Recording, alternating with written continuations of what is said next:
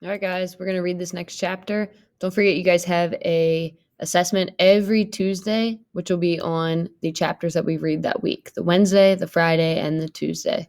Okay, it'll be 6 questions each week. Most of the things we will go over in our notes or in these videos, so make sure you are paying attention. All right, October 12th, 1944. Where did Mother go? I ask Marietta, who ignores me as she opens her small bag and rearranges something inside of it. After that, she looks around the giant, noisy assembly room, like she's waiting for someone else. Come on, I try again. Where is she? How should I know? She snaps back. Fine, I say quietly, and lower my eyes, even though I hardly want to see that stupid piece of paper tied around my neck with a string, the number 1385, the only thing printed on it. Marietta says 1386. That's out of 1500, and we're part of it because we finally run out of luck. I guess Father's reputation only saved us for so long. Well, she better, I don't know, she better hurry, I say, because what if they start loading us and she's not here? Then what happens? What? Are you worried she'll miss the train? If it was that easy not to go, don't you think that's what everyone would do? Marietta says. She's on the list, Misha. Just like us. We're all going. All of us. She's right. We are. Our day finally came, like I knew it would. And so now we're in the Hamburg barracks, in the Schluss, where everyone reports and then waits, and waits, and waits. I saw Pavel and his mother before, but now I can't find them. We've been here for a while, because when we arrived, the windows at the other end of the room were this kind were these kind of bright squares, but now they are squares of pale gray. Marietta's fussing with her bag again. I have no idea why. I thought she might be happy about winding up on the transport because of Gustav, but for some reason she's not. Not at all. Hey, I tell her, do you want me to take something for you? Because I have. Can't you just leave me alone, Misha? She says, her cheeks growing red. Just for once. Sorry, I say. I was just. I was. And then I'm trying to concentrate on the big black button on my bag. Just on that shiny metal 4 holes. I'm trying to block out Marietta's voice echoing in my head, trying not to think about the crowd everywhere and how they're going to start loading us into those cars soon. I'm trying not to think about Mother and why she's not here and how it almost doesn't matter where she is and whether she comes back because on one way or another, we're all going to be on the next train, which will leave soon. And there's nothing anyone can do about it. Not this time. Suddenly, the only thing I can think about is Father. Because for a second, I was idiotic enough to think that he would figure something out. Some dumb part of me decided that to forget he's gone, hoping he'd know just what to do. I actually pictured him in a suit and a tie, just walking in here and clearing the whole thing up, with his smile and calm confidence. But it's been almost 3 years since he cleared anything up. Just concentrate on the button. Shiny metal, 4 holes, black thread. And then Marietta's hand is on mine. Her cold, soft hand. Sorry, Misha, she whispers into my hair, her breath warm. I'm sorry. She'll be back soon. I know she will. Shiny metal, 4 holes, black thread, a crooked scratch along the side. An hour later, with the gray windows growing dimmer, I see her, walking swiftly between the clumps of people and heading straight for us, the number 1384 still tied around her neck. But her eyes don't look quite like her eyes anymore. They're open so wide, it looks like they might fall right out of her head, but I can't tell if she's happy or sad or what. Come on, let's go, she says when she reaches us. Go where? Marietta asks. But she just says, come on, let's go, hurry. Picks up her bag and starts walking. So we stand up with our bags and follow her, even though she stops every few steps and touches the end of her left sleeve with her right hand. We we wind around the other fatherless families gathered around their bags until I realize where we're going, towards those guards at the wooden table to the far corner, where we first checked in a bunch of hours ago. At the table, 2 guards are smoking cigarettes and talking casually to each other. as if they weren't in a room with 1,500 prisoners waiting for the transport to God knows who where. 3 German shepherds are sleeping in a spot on the floor behind them. Excuse me, Mother says to the guards quietly but firmly. Excuse me, she says again a few seconds later. One of them looks up, his face extremely thin, with a long, thin scar over his right eye. He says nothing. Mother inserts her 2 fingers into her long sleeve of her dress and pulls out what looks like a tube. Then I see that it's actually a rolled up piece of paper. Looks like a scroll or something. She unrolls it flat and on the table and turns it around, pushing it towards the guard. It's just a quarter sheet of paper with something typed on it. I think I see a signature on it as well. When he goes to grab it, she pulls it back just for a moment. We've been removed, she says, from the transport. I can read, he says. What? Marietta asks excitedly. Mother shushes her. The guard's elbows the other man, who drops his cigarette, crushes it onto under one of his shiny boots, and peers over the first guard's shoulder at the paper. Go up those stairs, the second guard points to a door on the far end of the assembly area, and wait in one of the rooms there. We'll let you know when you can go. But, Mother says, taking the paper back, I'm sorry, but it says we're excused from the transport. The first guard tilts his head a bit and flares his nostrils. One of the dogs growls but doesn't move. Another one opens its eyes. I'm sorry, it's just upstairs, the first guard says. Now. Halfway up the stairs, I hear a loud screeching. I run to the top and look out a narrow, barred window. Even though not much light is coming through the window, I can easily make out the train. The 3 of us squeeze together and watch it slowly rumble past. I try counting the cars, but lose track at 14. Mother opens the first door, which is right next to the stairway. A room, around half the size of our old room back in L417, filled with maybe 30 people, including Pavel and his mother. Pavel, I say. Hey, Misha, he waves. He waves, and I'm about to go over to him when Mother tugs my arm. There's nowhere to sit here. Come, she says. Marietta walks a bit down the narrow hallway and opens the second door. Pretty much like the first room. Same size, same number of people. I think I see someone I recognize when Mother says, Misha, go check that third door. I take a dozen steps, my footsteps echoing off the hard wooden floor and bar walls, until I reach the door, where I stand still for a moment.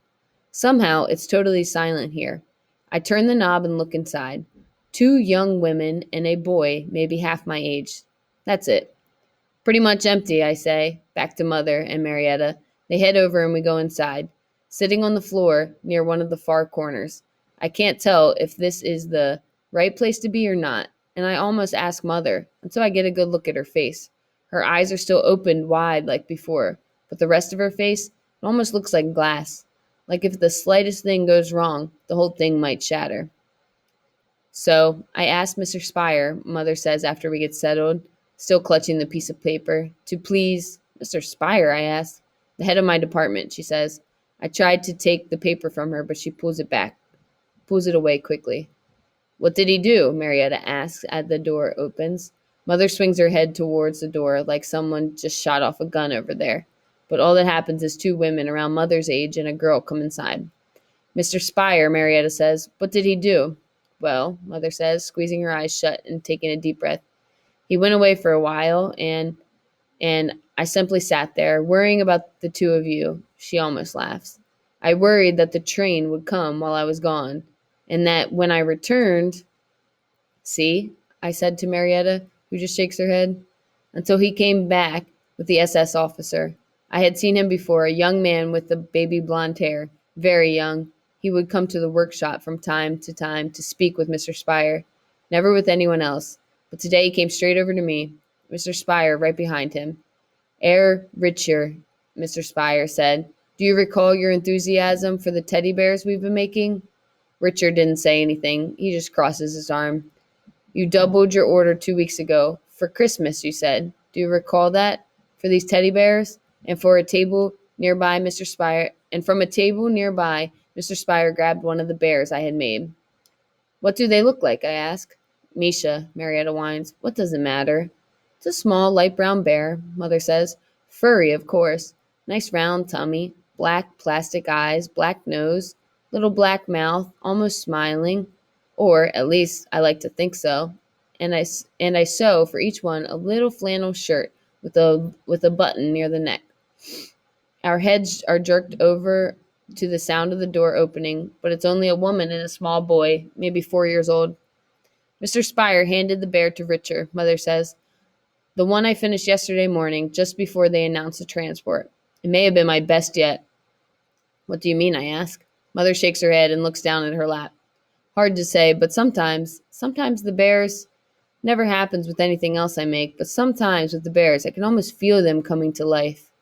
Or no, not exactly that, but I can tell how a little girl or boy would love them someday. Marietta, do you remember the doll you had when you were little?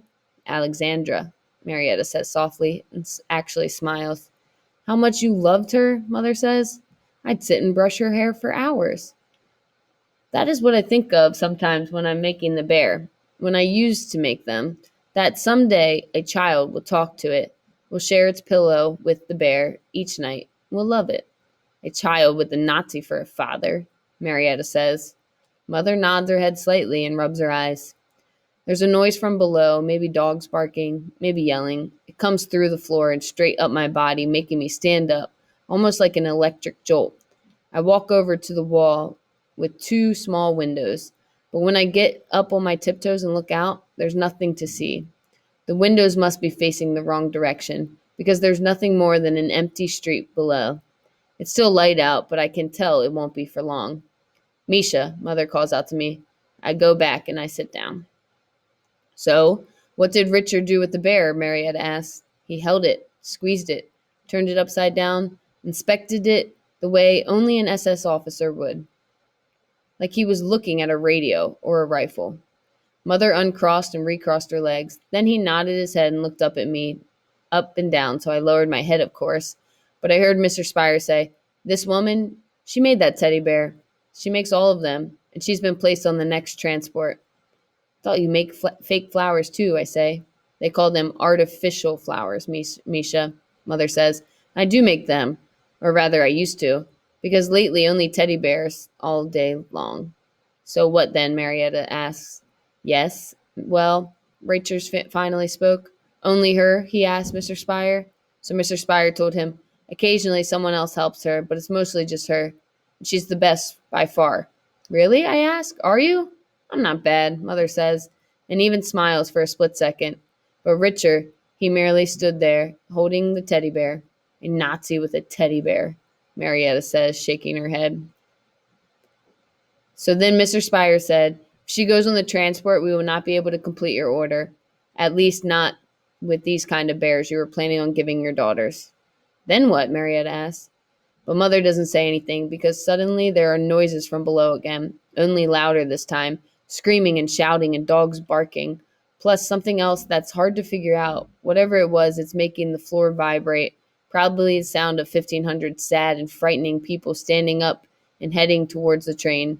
Mother grabs my hand and I let her, squeezing back hard myself. I close my eyes and wait for the floor to stop moving.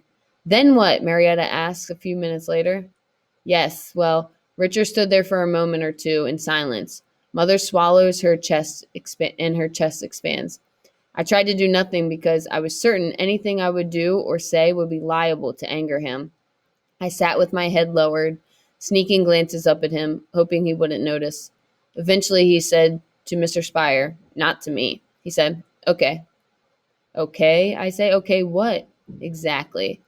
Mother says, just as the sound of dogs barking coming loudly through the floor, like they're directly below us, one of the other kids in our room, a boy, I think, starts crying. So what happened? Marietta whispers for some reason. Then Mr. Spire said to him, but she has two children. If they go, she'll go with them. Reicher handed the bear back to Mr. Spire and crossed his arms. Then I saw him looking at me, so I quickly looked down again. Then he finally said, okay, those two as well, but no one else. Before I said a word, Mr. Spire led him away into his tiny office. Mother looks down at her right knee for a while, like she forgot. She was in the middle of telling a story. So, I finally say, so what happened after they came out of the office? Mother doesn't answer right away. Reicher, she says. He left the workshop immediately. He never even looked at me again. Instead, Mr. Spire came over and handed this to me.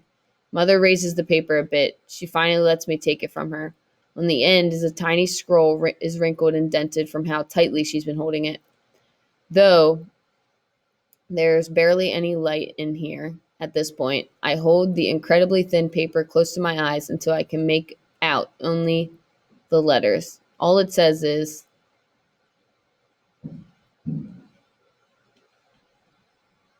it has their names, and then it says, are excused from the transport. And some signature, Riker's probably.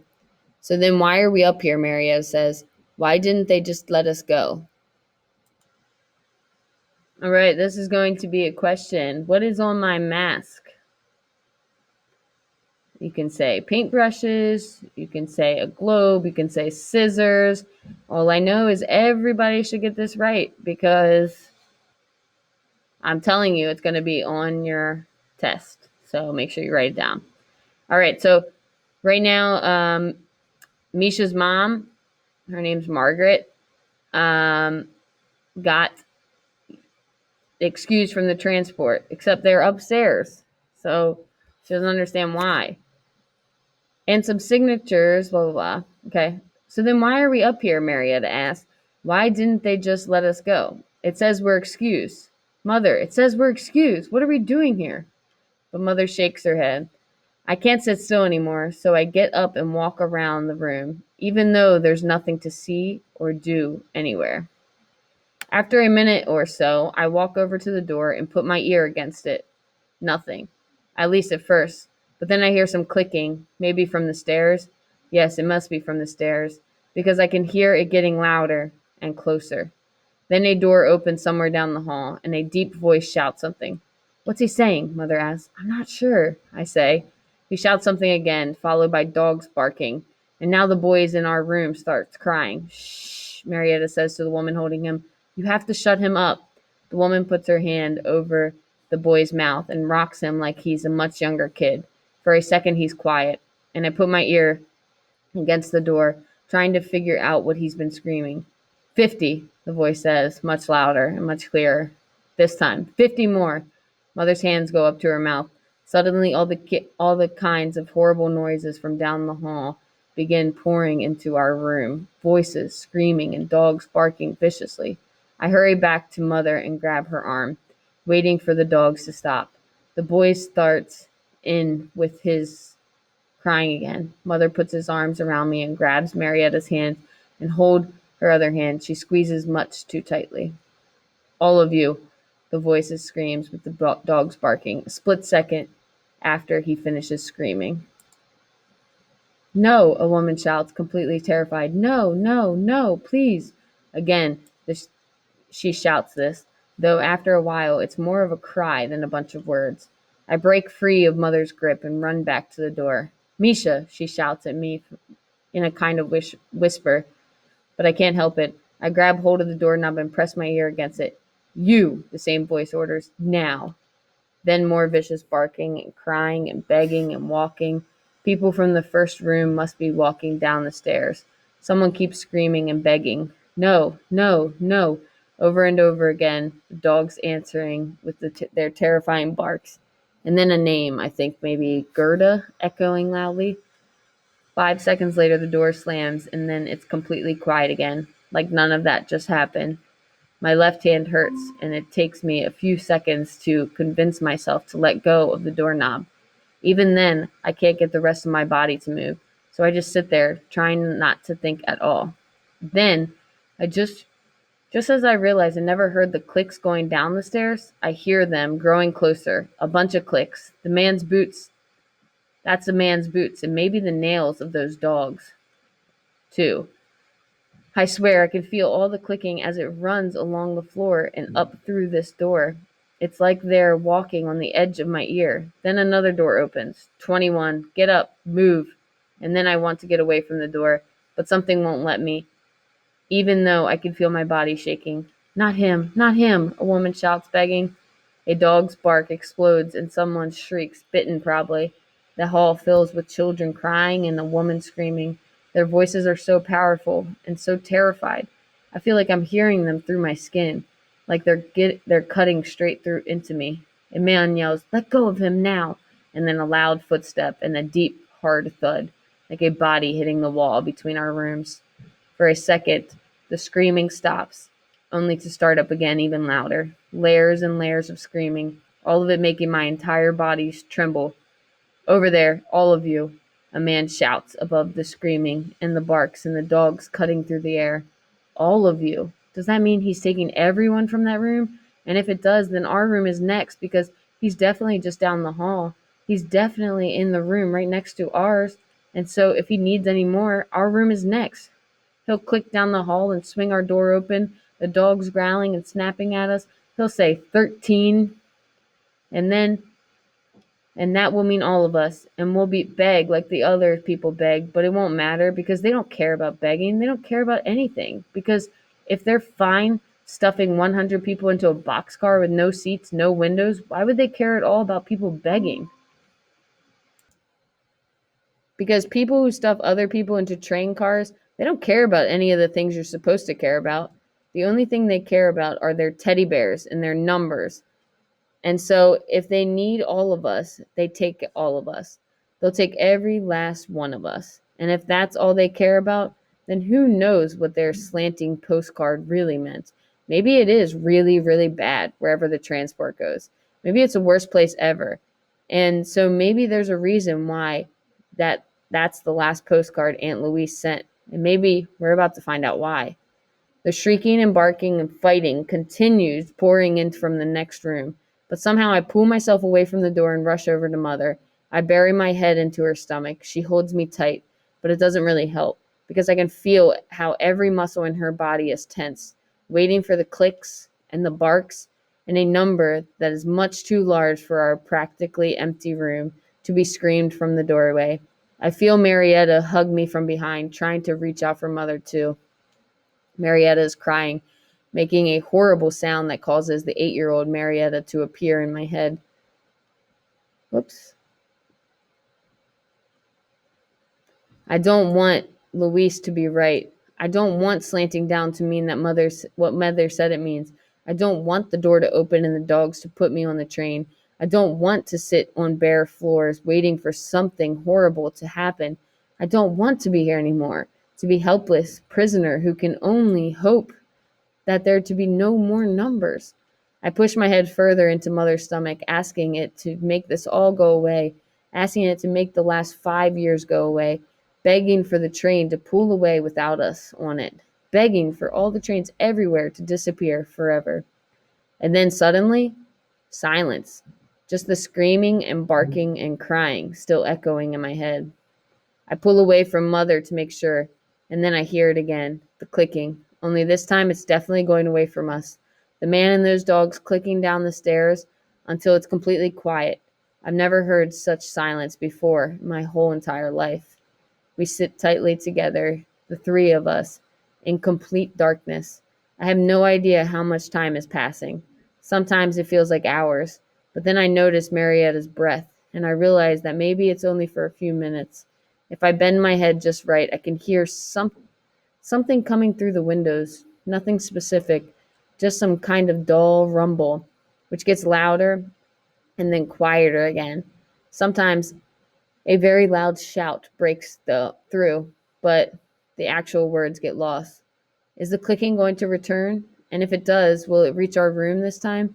What if the clicking opens our door and screams 6? Then what happens? Will we have to fight to see who goes or stays? Because there's nowhere to hide in here at all. We're just in the middle of the floor. And what if it's one of the guards from before, the one who told Mother he can read? What if he was insulted and remembers that? Will he go to our room and choose us? Will he come looking for us? Will he grab the paper from Mother and tear it up into pieces, the dogs showing their teeth and snapping at us until he drags us all away? Or will he just take Mother and Marietta, or just me? My ears stretch out towards the door like a giant antenna, trying to detect those boots clicking up the stairs, while my brain tries to guess what number he'll shout when he opens our door next. I might be praying, even though I don't think I ever understood what praying is. But I'm asking, begging for something. Please don't let them come and take us. Please, anything but that clicking. Please, just silence. Please. But then I hear something, only it's not clicking or barking or horrified people screaming. Instead, it's the sound of something squeaking and screeching, metal grinding against metal. It lasts for maybe a minute or two, then it's gone. And then absolute silence. Nothing but the sound of our exhausted breathing filling the room. The train is gone. Come, Mother says sometime later. I may have been sleeping face down on the floor. I think I hear her standing up, but I'm not certain. The room is pitch black. I get up and hear Marietta doing the same. We walk towards the door. It takes a while, but eventually I find the knob and turn it. There's a very dim glow in the hallway. Coming from the stairwell, I think. So we walk towards it, followed by the others who were waiting with us. When we go to the next room, we stop, and Mother opens the door. Hello? Mother whispers. Hello? Yes? Someone says, barely louder than a whisper. The train, it departed, Mother says. It's gone. Slowly, about 10 people come from the room, everyone clutching someone else. Even in the dim light, I can barely stand to see the looks on their faces. They look like ghosts, or people who have spent the last few hours with ghosts. Okay, remember this. Remember this simile. What do they look like? This is going to be in your questions. They look like what? We walk down the hallway, not even bothered to check the room first. When we get to the stairwell, we pause briefly and then go downstairs. Go down carefully. For a few seconds, we pause at the door separating us from the main assembly room. Mother turns the knob and opens the door just a bit. So little I can't even see. Then she opens it wide. The massive assembly room, lit dimly by a single bulb someone has left on, is completely deserted. Mother reaches up to her neck, rips off the number, and tears it to pieces. She holds the small scraps in her hand for a moment, and then, I swear, she stuffs them into her mouth and begins chewing. We all do the same. The paper tastes a little bit sweet. Remember this, what do they do with the numbers? They eat them, they chew them. The paper tastes a little bit sweet, and then, spitting out bits of damp paper as we go, we walk back to the Dresden barracks. We sigh. We managed to survive another day thanks to Mother's persistence, and thanks to a stroke of good luck. By the time we arrived on the second floor of the assembly area, there was no space left in the first two rooms next to the stairway. For some reason, even though it's late, I'm sure no one will bother to stop us. Maybe because our paths crosses right by Mother's workshop, so where she'll go tomorrow morning to continue making more adorable teddy bears for the sons and daughters of the SS. All right. Make sure you guys remember, what do they look like? Ghosts. What do they do with the piece of paper? They chew it up. What's on my mask? All right.